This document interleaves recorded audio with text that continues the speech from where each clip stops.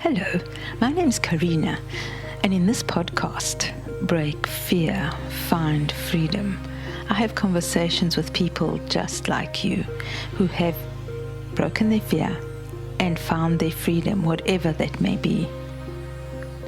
And shows you how to do the same. So sit back, relax, grab your coffee or your running shoes, whatever makes you happy, and let the fun begin. Oh, by the way, come take my hand and let's go. The door's opening now. Hello, everyone. Today, it's Carina again, by the way, Break Fear, Find Freedom podcast. And today we've got the awesome Dino Miliotis again. Hello. Hello, Dino. How are you today? I'm doing good. How about you? I'm doing awesome. Thank you. We were talking a bit about addiction before we started the podcast today. And I'm feeling that maybe it's a very good topic we can talk about now, about addiction and how it manifests in your life, and it's not only alcohol, it's a whole lot of other things. And also, it's probably appropriate to coming on to the festive season. So, what do you think? Well, sure. You know what? I think it's a great time to talk about something like this.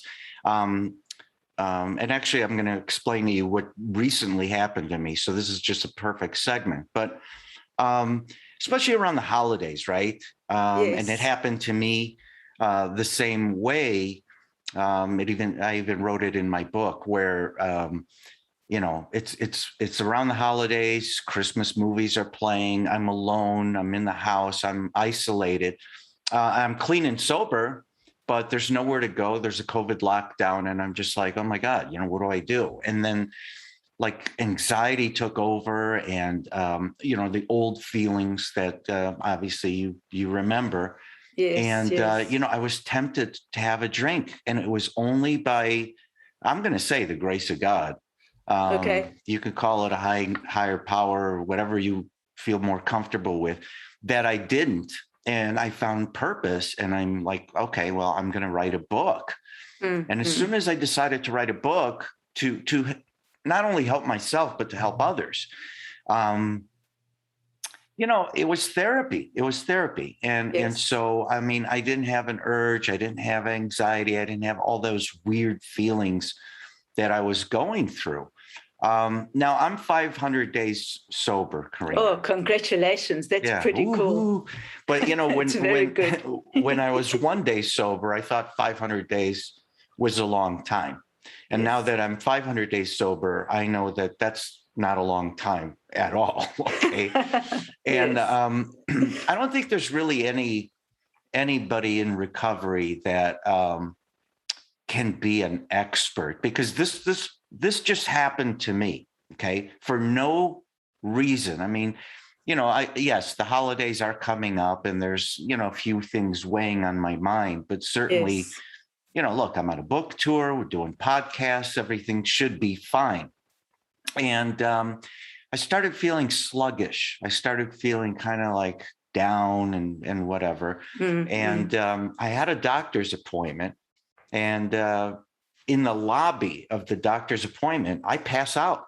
Wow. I felt cold yes. shivers, yes. and almost like tunnel vision, where it's narrowing. I'm like, there's no way I'm going to pass out, am I? And I'm like, well, if I pass out, at least I'm in a doctor's office, right? Well, right. I mean, how else, and I remember I was telling the receptionist, do you have any juice? Because I thought maybe my blood sugar is low or something, but it wasn't. I just had apparently a flat out panic attack, passed out there in the lobby. And then thank God it was attached to a hospital. And then they took me into the ER. Mm-hmm. And they're like, well, what are you feeling? I'm like, I don't know. So they checked me out. They checked out all my vital organs. I will tell you that they said that my liver was perfect. I'm like, huh? Are you looking at the right liver? But apparently these things regenerate. They regenerate, yes. It's beautiful. Yeah, I know. But it was just weird. It's like, oh yeah, your liver's perfect. I'm like, this is me, who you're talking to, but 500 days clean, though. Sorry. Yeah, no, yeah. I mean, everything, kidneys, pancreas, all the things that alcohol should and does attack were perfect. So, what does that leave? Your mind. And now this is a really tough thing, because I'm being the biggest advocate for recovery, right? And starting a new life and not being afraid and all that stuff. And, it's a wonderful business life that I've had, but even I can't overcome sometimes what goes on in your head, and it's a tough thing to wrap your head around. Okay, so what I've done, and this is just recent, so I'm not going to say like, oh, I'm cured. I've gone to counseling sessions. Obviously, they've set up medications, anti-anxiety and stuff, and it's adjustments. It's not a perfect science, but it gave me a lot of time to reflect, Carina, and so look, where I thought that alcohol is just something that you pick up, maybe peer pressure, whatever, or drugs, whatever you're doing. And then slowly it's the drugs or it's the alcohol that grabs a hold of your life. I mean, a lot of aspects of that may be true. Yes. But I'm starting to believe that maybe addiction, there's an underlying cause for addiction. And I'll be, at least speak for me. I'm going to go bold and just say that there's usually an underlying depression or an underlying anxiety that sometimes we overlook. I got to do some soul searching, because when I'm talking about a panic attack, I want to be honest and open with your viewers, because I think, look, if I'm going through this, somebody else is going through this, and it's all about helping each other, right? So I'm not embarrassed about talking about this, but you wake up in the morning and you're just like, it's just not fear like your show, BreakFear, terror. Yes. And I don't know why. I just have no understanding of it yet. Okay. So it was like that. So imagine that, obviously the pills, the medication, it does help and it kind of lowers it. But like we talked about before the show, I agree with you that drugs are just kind of a Band-Aid, aren't they? Yes. Well, the anxiety tablets help, of course, because they help you continue. But if you don't find the root cause of your fear, of your terror, right, you're just going to continue with the same cycle, and you can continue with the tablets, and you can continue with the drugs, the medication. Right. But what happens is, because you're not dealing with the root fear or whatever it is, it could be a minor thing that caused the addiction in the first place.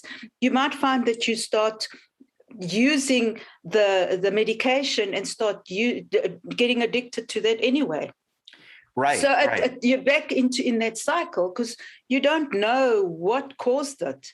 So if you don't know what caused it, you can't heal it. So it's a Band-Aid on a Band-Aid on a Band-Aid. It is a Band-Aid. And the thing is that your body gets used to it. Yes. And so the doses usually go higher and higher. Yes. And next thing you know, I mean, I'm the last guy that you want to see in a coma like this.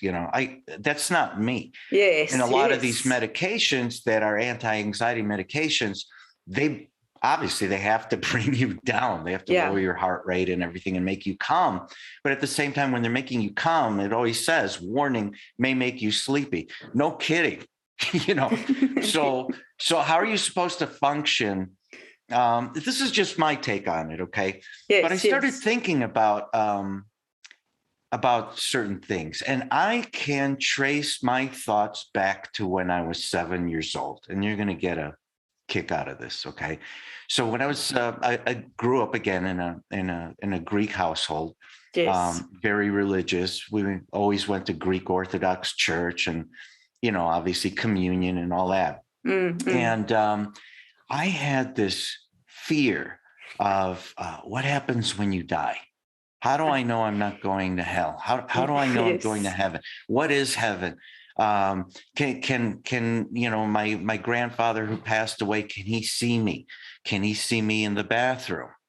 Just crazy stuff that go through, I don't know, every 7-year-old, but mine. Yes. And I wanted answers, but I was afraid to ask my father because, like I said, my father was really, really strict. And it was, it's embarrassing, right?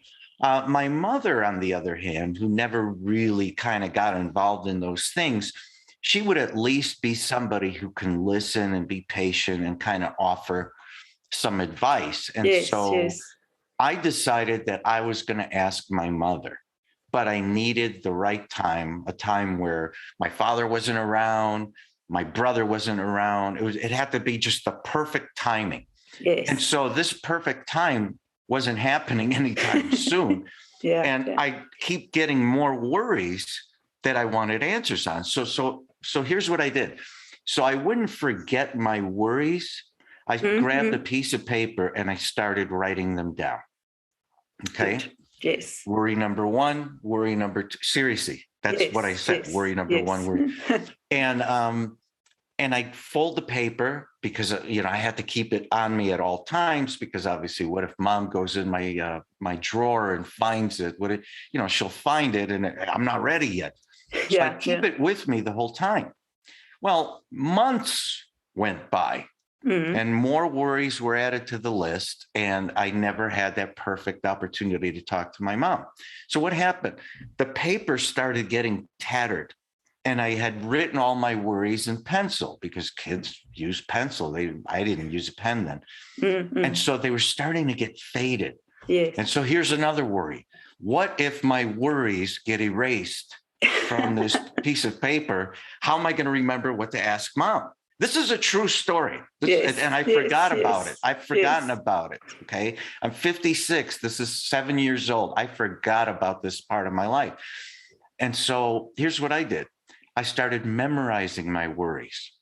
Okay. So I memorized it. And then every day, several times a day, I test myself. I'd be playing out in the backyard with my brother and our friends. And then I'd be like, hang on, I have to go to the bathroom. I'll be right back. And I'd run up the stairs. I'd go to the bathroom. I'd close the door. I wasn't going to use it. It was, okay, worry number one, worry number two. Whoa. And I went through the whole list. It got to 101 worries. 101 worries. And then I think I was like 8, maybe almost 9. I never got that chance to ask my mother. And suddenly the worries stopped. I was probably focused on a different period in my life. I think it was, right after 6th grade. So it was a change of school. Different friends, different environment, and it just kind of went out of my mind, right? Then in high school, freshman year, I was really, really good in school, even though I hated it. But I just found efficient ways to study and just kind of like, I could read a paragraph out and I'd understand it. But still, it was how much time it'll take for me to finish my homework. And can I do homework during a break in school so that I didn't have to do it at home? And then I could watch my favorite TV shows, MASH, stuff like that. Just weird stuff to think about, right? Yes. But I remember pulling my friends, and I don't know why I forgot about this too, but, I'd be walking down a hallway with my friend, and I'd say, hey, listen, I did my history during break. So all I have to do at home is math and science, and I'm done. And they're like, why are you telling? You know what I mean? They were good enough friends to just kind of contain their composure. But I mean, to anybody else, you got to look like a psychotic, I mean, seriously. And it would always start with, hey, listen, and I tug on their shirt. You know what I mean? It was just crazy. Who does that? Sorry, I've just got this vision. It's really very but funny. It's true. It was just like that too. Hey, listen. That went by the wayside, and then obviously, right towards the end of high school, I had 3 jobs, and then after high school, I started business. I owned my first business. I was 19. I don't think those things are, I'm not going to say normal. I mean, everybody worries about stuff, but I think they're unusual circumstances that most people don't do. Like if I said, hey, you were 7, oh, you got the 101 worries. They'd be like, oh, what are you talking about? No 7-year-old has 101 worries that he memorizes and then worries about a faded paper. That's out there. So, later on in my adult life, obviously, I'm a legal age, and you have friends. They offer you different things. You dabble if you choose. And I always envied, even in the beginning, I always envied the people that I would go out with, and we'd partake in whatever and alcohol, and then the next day, they'd get up and say, oh wow, that was a crazy night, but they'd be fine. They wouldn't want another drink. They didn't need anything to keep them going. And they could go a week, 2 weeks without it, and they're fine. But me, from a very early time, I remember that warm feeling. It was almost like a comforting feeling, the alcohol going down. And my body would be telling me that I needed it. I needed it in times of stress or struggle. So I can't remember anxiety from the time of legal age till the time I went to rehab, which is many, many years. And I'm sure that I probably suffered from anxiety all my life in one form or another, but it was just masked by addiction. Right? Yes. So it's something more than just the alcohol or the drugs, I'm starting to believe. Yes. What do you think? That's what I think. Well, if you look at it, just off the top of what I feel, right? I mean, if you look at when you were saying, hey, look, I did this, I did that, I did the other. I mean, it's really very funny if you think about it now. But then it's just this little boy who just wants like someone to acknowledge him, right? It's just that, please acknowledge me. Look how good I am. Look at what I'm doing. And being from a Greek family, I mean, I'm Italian, but I've had a lot of Greek friends. And the father's always very stoic. He doesn't, he just, I mean, you can, from my experience, I mean, I'm not saying, he's very stoic and he doesn't show any emotion. And he can't say that, well, that's a good job, but even the Italian fathers, they can't say it, hey, it's a good job, because they don't want to give you a big head or whatever. I mean, it's just the way they believed. It was the way they were grown up. Exactly. So you didn't have that. You just wanted that acknowledgement. So when you started drinking, it was like you became part of this group, right? And it was you were part of something. So you wanted to be part of something, and the alcohol kept you together. And you were saying something about your friends.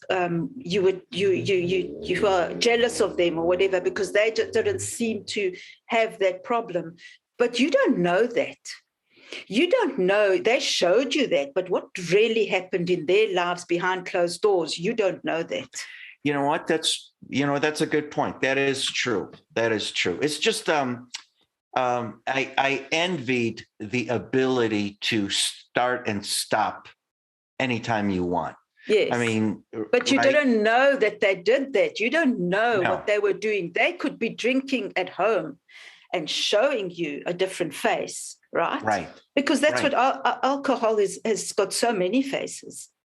That's true. That's a good point. I mean, look, alcohol is a disease, I believe. I believe it's triggered by something. I just don't think that alcohol alone is the end all be all. I mean, there has, people that are susceptible to drugs and alcohol have some underlying conditions, and I'm starting to find out, like we talked about, I mean, that there's this high anxiety. Then I start thinking about my family. My dad, by the way, was a school teacher. So not only was he Greek, but he was a school teacher. Okay. So, he had a whistle for school, and he'd blow it all the time. Now, all the kids remember that damn whistle. Trust me. Okay. He was very strict. And this was in a private school where they still hit kids with a yardstick on the knuckles, which today you probably go to prison for. But anyway, that's how it was. So there's no way that I was going to confront my dad and say, "Hey, Dad, I want to talk to you about this." I mean, he'd probably I don't know.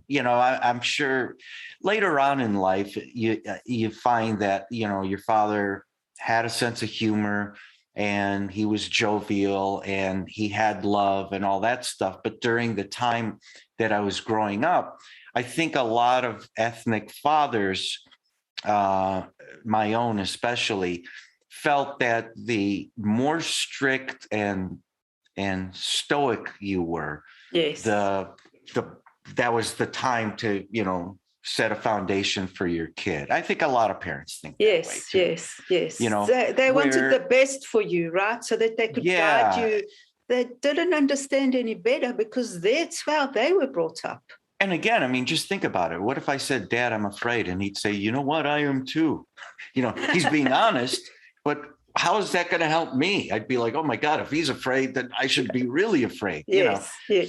So there's some psychology to how people parent. I've parented the same way too, because you learn, obviously. Yes, of course. But so this is a very, very new thing for me, Carina, and I will say that it in the beginning, for me, I'm just like, holy crap, I'm the guy who just wrote a book. I'm 500 days sober, and I'm going to talk about this. I mean, can I go on the air? Do I look good? I mean, do I look terrified? I mean, a lot of things. Today, this show is morning, right? Yes. Normally I found, this last week, my anxiety is really, really high in the morning, but I just wanted to push myself out of my comfort zone and see what I can do and be honest about what I'm going through. And you know what? I'm feeling pretty good right now. There's still a little tension there, but every day is getting better. And that's always been my philosophy for life, for business and life. So I know I'm going to get through this. And but what I do want to say is that if it's a lifelong type of therapy that is required, or this is just a temporary thing, I'm prepared for either. As an example, I mean, you don't expect somebody who has diabetes, hey, one day you're going to stop, taking your insulin shot. I mean, it's generally a lifelong thing. By the same token, one has to come to terms and understand that if you're an addict, if you're in recovery, this is a lifelong thing. It just doesn't magically one day just shut off and you feel good. There's times that it's going to be hard, and you may not even know why it's hard. And like we talked about, this is the holiday season. Next week is Thanksgiving, right? And then everybody starts with the decorations and the family planning and, all the festivities. And then comes Christmas, and then New Year's, if that's what you celebrate. It's for a lot of people, you automatically think that, well, this is a great time. It's time for family. It's time for giving. It's time for love. For a lot of other people, it's a very terrifying time, right? It's depressing. You may not have family. You may you may see everybody else celebrating and you're just like, oh, well, I can't drink, so I'm not fun. I mean, whatever your deal is, Yes, I think yes. this aren't the holidays statistically the worst time of the year for suicides? Yes, yes. And This is depression. when suicide rate is so much higher. Well, that's the statistics. So what I was thinking now, maybe we should have a open up like a group where people. So I have got a group. It's called BreakFear, obviously, from Trap to Freedom. But perhaps what we can do is have a support group within the group. So if someone's feeling down or whatever, they can come in because it's a very safe space and just hang out, and there'll be support, and we can chat to each other and hold each other for this time, if anyone's interested in that. That might be some kind of solution for now, because there's a lot of people that are alone and a lot of people that are afraid. And maybe if they've got one space to just say, hey, you know what, I'm afraid, I just need someone to hold my hand for a bit, even if it's virtually, obviously now it's virtually, perhaps we can just hold a few people and just give them the support to get through this difficult time. What do you think? Yeah, I think that's a great idea. And, you mentioned virtual, and I'm not a big fan of virtual. Yes, I think that what we're doing now is we're communicating and we're interacting, but it's like night and day difference with the face-to-face. And I don't think a lot of people interact face-to-face anymore, which I think is one cause where people can get sad. It's under the category of isolation. Yes, even though we're talking like this right now, we're still isolated.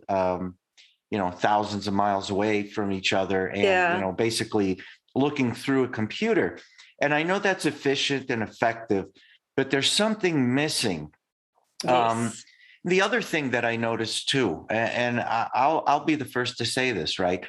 I'm not big into the social media thing. I never was. I never understood it. Now I have some mild exposure, because of my book and my website and everything, and I'm appreciative. But what I started doing is I started looking at these social posts, people I'm following and people that follow me. And I'm not making fun of anybody, but in my opinion, these posts are just supposedly the perfect version of yourself, right? I mean, you're going to take a picture and you're going to post it. Normally, everybody looks all dolled up and they look great and everything, right? They don't want to take a bad picture. Exactly. If they're going to go and they're going to see a beautiful landscape or a sunset or mountains, they're going to take the best photo to post with the best saying, right? And so I think over time, what's happening is people are looking at everybody as if they have these perfect lives that aren't always perfect. Yes. And that's another big thing. What's happening as well is people are comparing themselves. And that's the worst thing you can do. If you compare yourself to everybody else, that depresses you because everyone looks so perfect out there. Right. But you don't know anything. I mean, a lot of these people, it's all a show. And really their lives, I'm just saying it's possible that their lives are broken, but you don't know that. So people need to understand that and realize that the only person you should be comparing yourself to is yourself, right? Yeah. Your own self and your growth. And that, if you can understand that, then that helps as well with the loneliness and the isolation. And like you were saying, of course, the physical contact is something that we humans, we need that, right? Right. And the physical content is also a big thing because people are so afraid. For us for me, I'm Italian, where you hug to say hello, right? That's what you do. You Greek, right? Or whatever you are. There's that's kissing, the way. there's hugging, exactly, that's the way. So loud now that talking at the dinner table. I mean, and I remember my wife first being introduced to my Greek family. It was Thanksgiving years ago. Mm-hmm. And she's like, why is everybody talking louder and talking in Greek? Are they mad at each other? I'm like, mad. This is just the way we talk, but it's very unusual for an outsider looking in to see that, right? So when you're raised with a lot of interaction, a lot of love, and being so social, and then you go to something like Zoom was invented, obviously before the COVID stuff, right? Yes. But it probably, I haven't looked, but I can imagine that it probably went skyrocketing as during the lockdown and ongoing. I mean, people are talking right now that, we may have some form of COVID and, whatever for years to come, which I hope isn't the case, but let's just say it is. This is just completely separated people from each other. Yes. And even when you're together, it's not the same. But it's not just Zoom. It's also the phones. People express themselves with a picture, an emoji, instead of expressing their feelings. Right? Everything's kind of all the words, the language is condensed, and whatever. And it's not lazy. It's an efficient way that people are texting each other and stuff. I get it. Now I do anyway. But it's emojis are fun, though. Come on. They are fun, but it's a condensed version of life. In other words, it gives you X amount of feelings that you have, and then you have to select one feeling of this category, when maybe you have a feeling that's not even on the damn list. Who knows? True. But again, I mean, all of these factors, I believe, compound.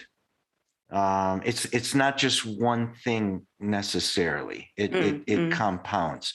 Now, luckily for me, when this happened, even though I didn't have a drink, I will tell you that I had all the feelings, vigorous 500 days after, vigorous feelings of like, if I took a drink, this would go away. Like right away, my head is telling me this. And I'm like, why would I want to drink? I haven't had one for 500 days. How's my body telling me this? What's wrong with it? Because you think like when you stop drinking, the physical part, after a certain amount of days, it's out of your system. If it's out of your system, how can you still want it, right?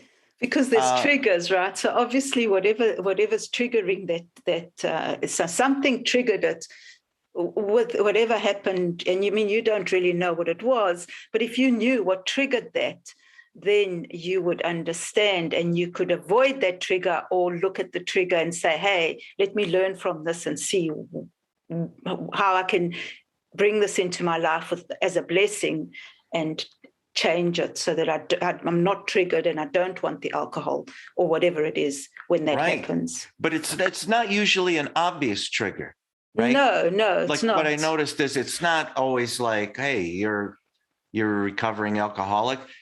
Here's a bottle. No. And you think, oh, well, if I see a bottle, you run or you say no or, whatever. It's never that obvious. It's little things. You might have a disagreement with somebody. You may have some kind of conflict. You may smell something that takes you back years. Yes. It could be anything, but all these things just kind of, the mind is just a wonderful thing, but it's also, if you don't know how to use it, it could run you. Yes. And so you got to be very, very careful. I am not ashamed or opposed to counseling or going to a psychiatrist. I think that, especially now, it's become more, thankfully, it's become more accepted, widely accepted. But imagine for a minute, a strong-willed person like me, who's gone through so much adversity throughout his life and faced so many challenges, sober or, drunk, I guess. Mm-hmm. And all of a sudden, when you think you got life licked, all of a sudden you're just like, oh my God, And the first thing that I was thinking about is, how am I going to get on Carina's podcast? And, I'm terrified. But then I started thinking about it as, maybe this should be something that we talk about.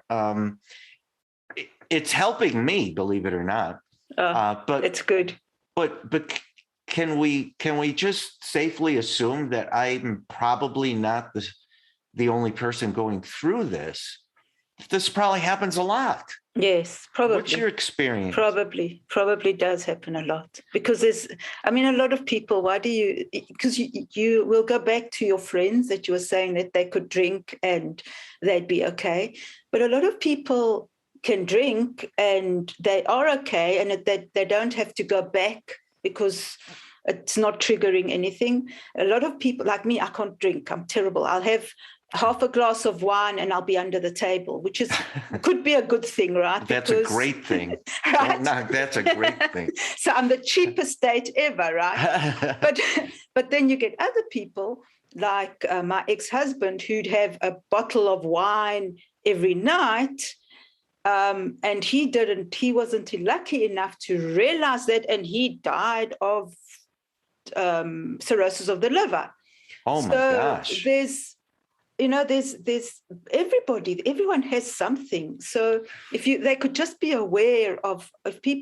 be aware and just get one thing out of this that would change their lives or change their perception, it's beautiful. Right. Maybe it's recognizing that there are triggers.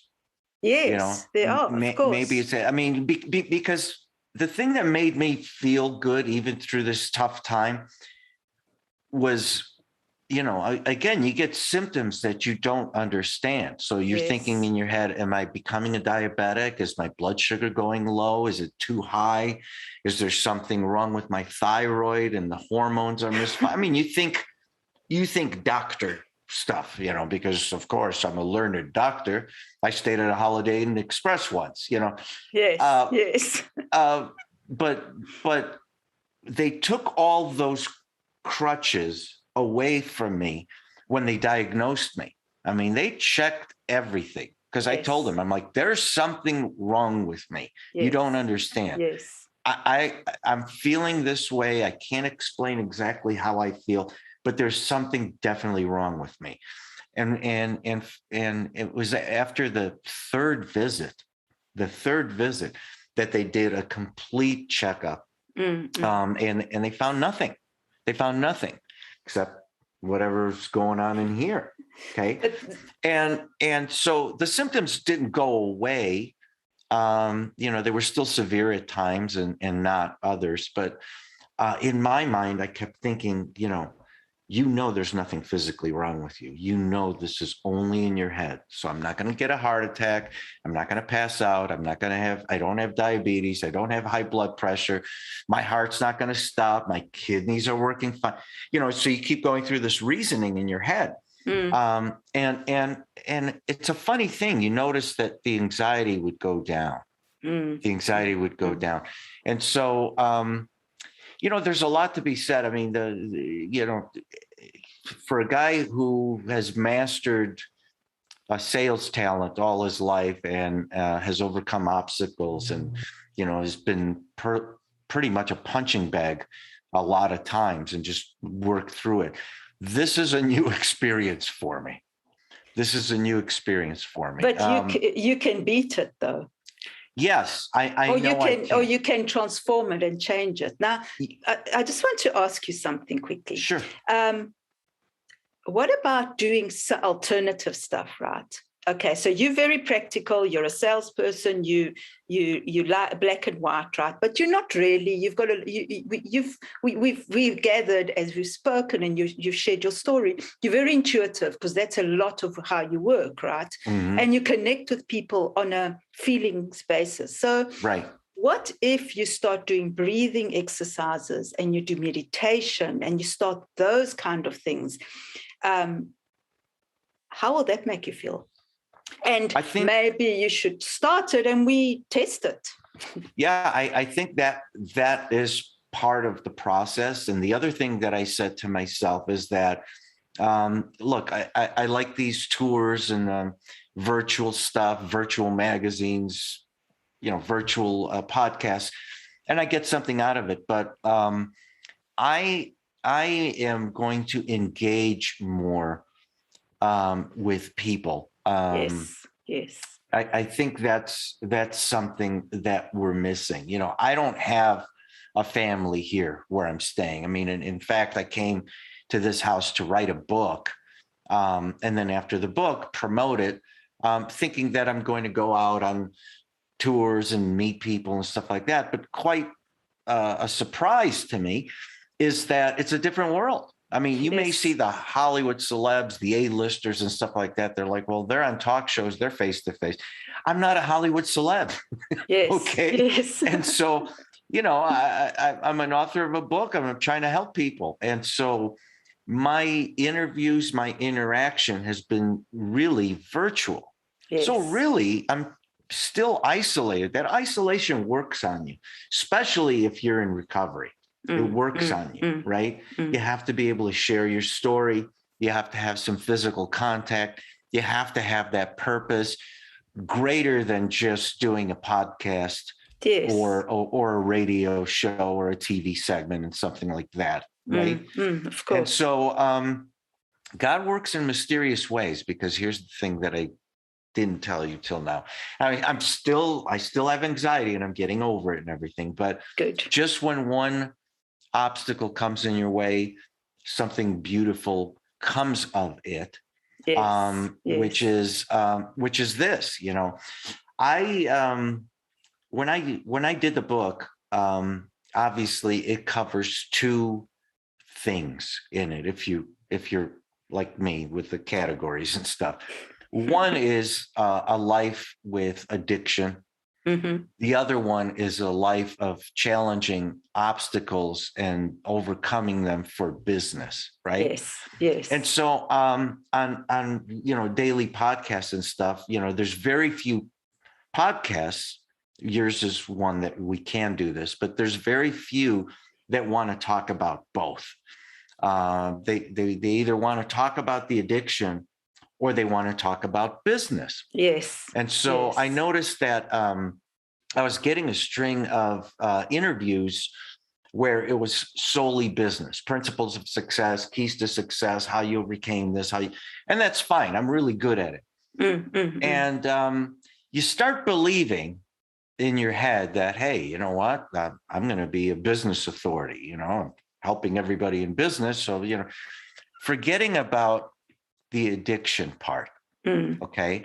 Now, when I was at my lowest point and when I decided to write a book, I mean, there was a clear sign from God that, I said, please don't help me not to take a drink. This is very, very wrong.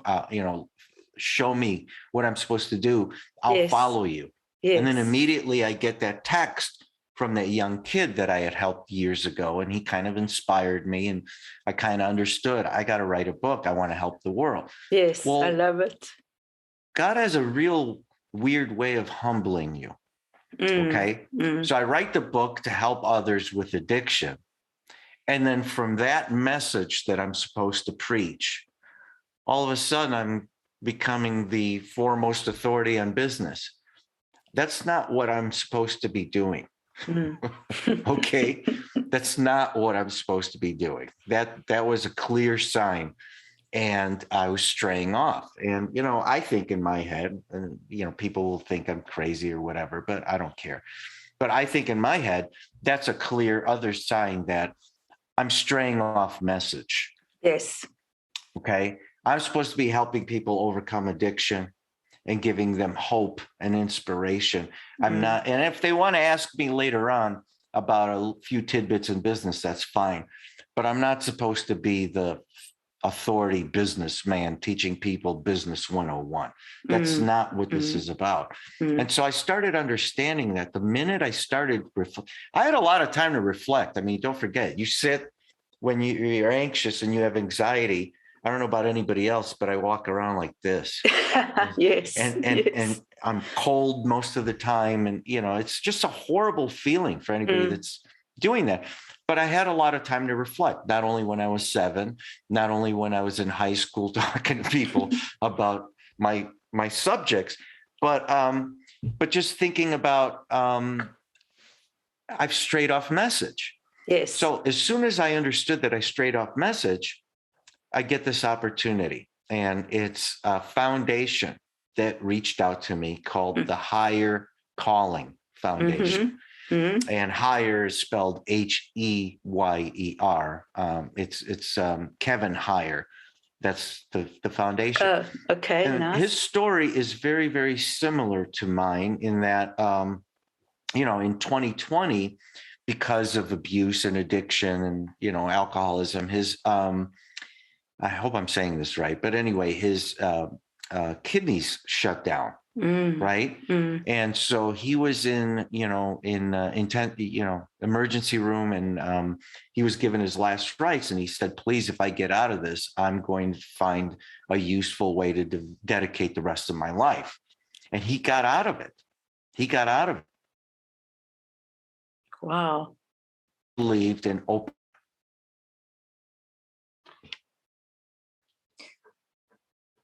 Okay. What happened to you? Hello. I don't know what happened to you. You froze, but now we're back. Oh, where did I stop? So you were just telling us about this foundation that this Kevin guy came, and he reached out to you, and you were telling us a bit about his story. Yes. So he was, did I tell you he had kidney failure? Yes. And he asked, like, you know what, if I get out of this, I will find a way to help others. Okay. So we didn't disconnect very much. I don't know what happened, but again, these fancy gadgets. But here's the thing. I have always said, since the time I wrote the book, that I believe that there's this stigma on addicts, that people look at you a different way, myself included. When you get out, they don't know. They don't know if you're going to go back, if you're going to relapse. I mean, it's not fair, but I understand it. But it is, in a way, kind of a form of discrimination. I mean, if you have a seizure because you didn't take your insulin and you have some disease, I mean, they don't like shun away from that person and be like, oh, they may have another seizure. I mean, it's an accepted disease. Okay. And people accept that. When you have a disease like alcoholism, as an example, they're not as forgiving. They're not as forgiving. They look at you a little different. It's just almost like it's only a matter of time before you relapse, and can you be trusted? And do I really want somebody like that, working around me? And I'm thinking about the people, especially that work and, work hard to put food on the table, and a lot of them paycheck to paycheck. And, you're going through all these incredible feelings that, like, people like me are going through, or millions of others around the world. Yes. But you don't have the luxury to stay in your bed and shake a little bit and whatever. I mean, you have to be at work. Right. I admire the will of those people, right? And so I always said that, it's really unfortunate that we're kind of like treated like outcasts. He believed the same thing, this Kevin. And what they are doing now, this foundation is just opening. Excuse me. And they reached out to me, so maybe that we can work together. And so this foundation is just opening, and what they want to do is not just focus on the addiction and the counseling and the psychiatrics and so forth. They want to focus on, like we just talked about, root Community. causes. Oh, root cause, yes. Root causes. They want to talk about community, and they also want to talk about additional training and job placement. Now, those are familiar terms, right?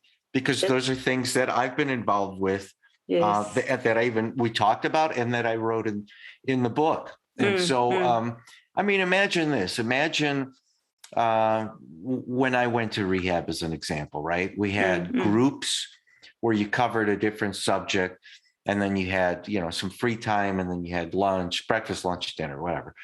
But in there, what if they also had some, just in this most simplest, basic ways, talking about things with skills, vocational skills, some kind of training, job training, right? Yes. And then when a lot of people get out, when they coin out, when they finish with their rehab, they typically go back to their own job. But I'm willing to bet that most, if given the opportunity, would not choose the same job. And think about it. You leave a job where you have immediate friends, you have a surrounding, you have that circle of, I'll call it influence, that even if you're clean and sober, I mean, there's constant triggers all day long. Yes. And that's got to be really hard too. So, where I wrote about addiction, it was challenging for me. And I overcame addiction, and I found my purpose. And I did a lot of wonderful things in business as well. It pales, as far as I'm concerned, it pales in comparison to the average guy that hasn't had successful businesses, that has suffered addiction, that has to get clean and sober while worrying about all bills and food on the table and all the responsibilities that somebody has to have, right? Right. And they go back into the same environment. And that's, I think that's probably why so many people relapse, because they're taken out of that environment, they go back into the environment. It's the exact same environment.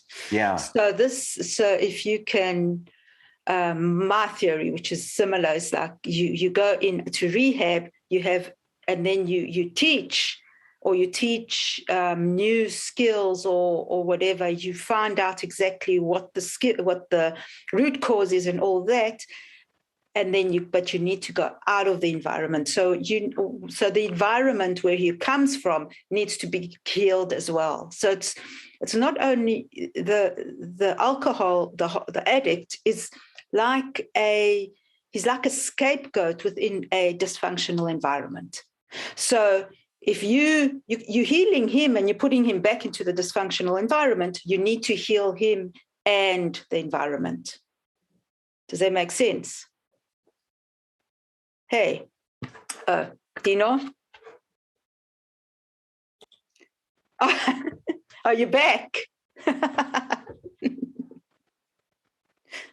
Now you are on mute. You're on mute. Just unmute yourself.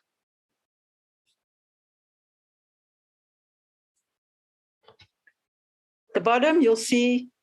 There we go. Oh. Sorry about that. So you were saying they'll teach you something in group, and they'll also address the root causes. Yes, but what you need. So I had this whole conversation on my own. So what I'm saying is but you need to heal the whole family or the whole environment as well. So if people are like, you take a husband or a son out of a family, right? For example, let's just say, and they go to rehab because they're the one with the problem. So they say.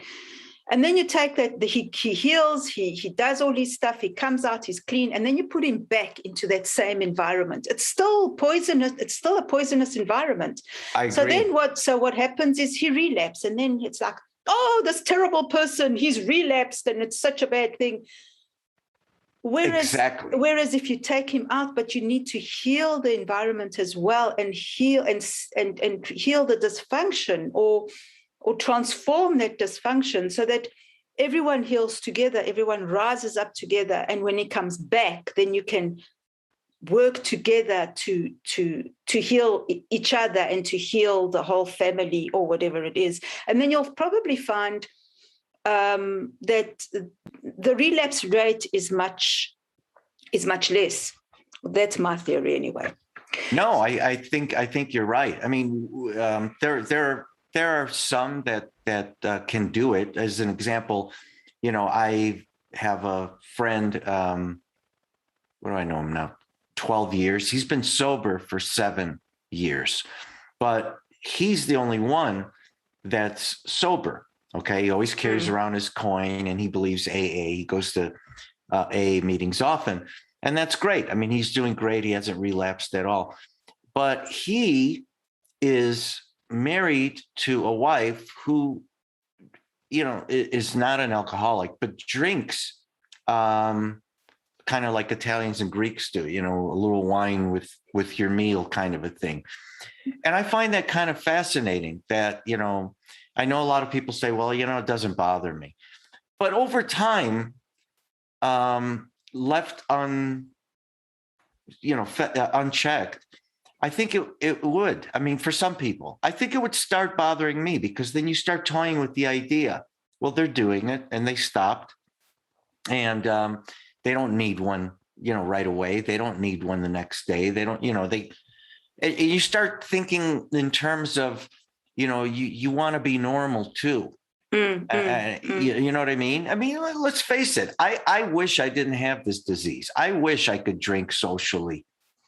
I do, but that's never going to happen.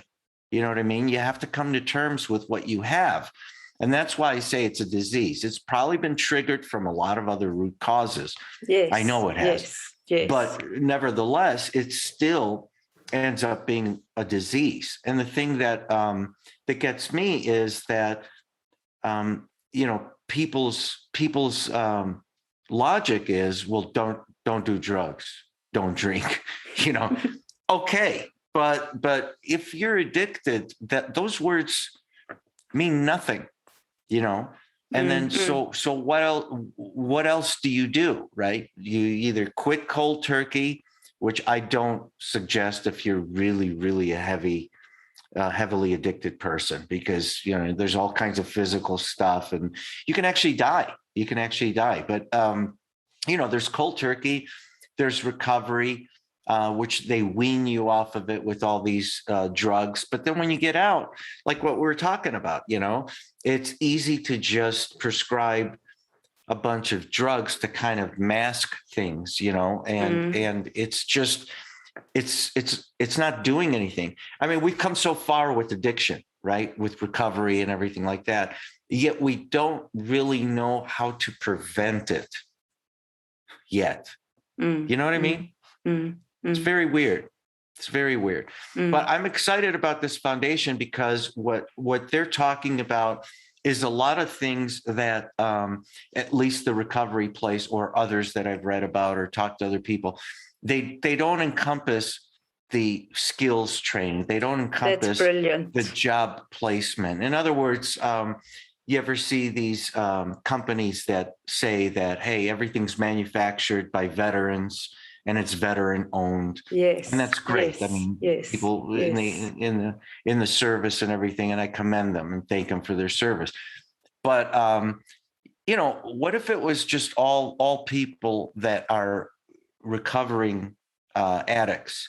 What if it was something like that, right? And so where you set up relationships with different companies, different trades, and based on their skills and so forth, you can place them in, like you said, a whole new sanitized life. Yes. Where they do have a place where they could come back with their family for joint counseling, because I think it's just as important for the addict to understand what the root causes are in themselves, but it's also important for the person who's not an addict to understand maybe a little bit better what an addict is. If you've never been an addict, you can't understand what addicts go through. I mean, you cannot understand the the false reasoning and logic that goes through somebody's mind constantly. You know, it's almost like the devil talking to you, and it's like, well, don't do this. Oh, well, you know, come on, it makes you feel better. You know, and it's just constant, you know. At least it was for me. I could not stop, but I wanted to stop. I wanted to stop 2 years before I stopped. Yes. But I couldn't. Yes. So it's not a joke. It's not an easy thing to overcome. But I was excited about this foundation for a lot of reasons. But I'm also excited that, you know, I kind of like thought to my head, I'm like, you know, I was given a chance. I could have died. I mean, let's face it, I could have died. I was given a chance by somehow just kind of swallowing my pride and deciding to go into rehab, which I never thought I would do. Yeah. And then when I get That's out, huge. I'm tested again.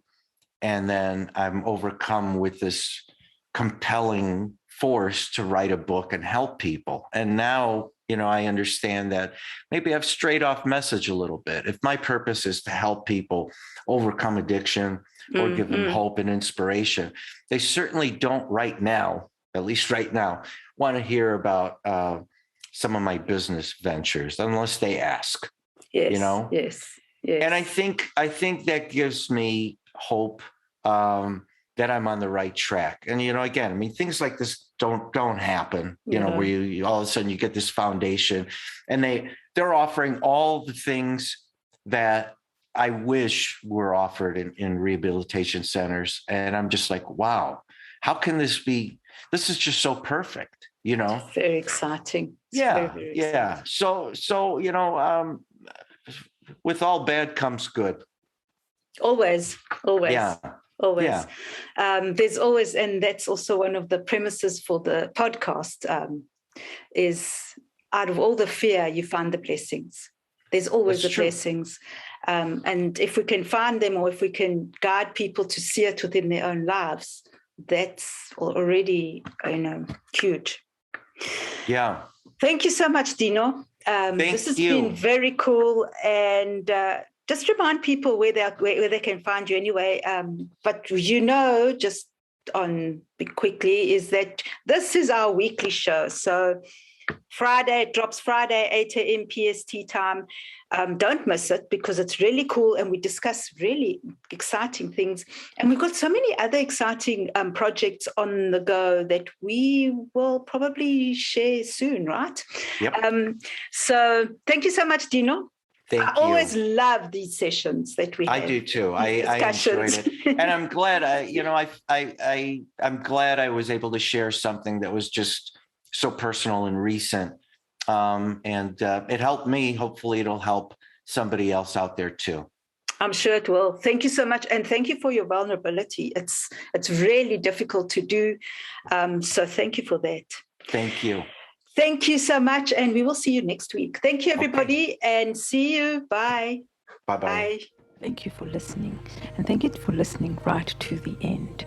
Now, if you want to know more about breaking fear and if it's keeping you stuck, check out the quiz. The details are below. Subscribe so you can hear some more of this delicious conversations.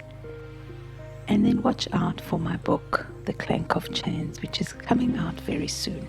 Thank you again for being here, and we will see you next time. Bye.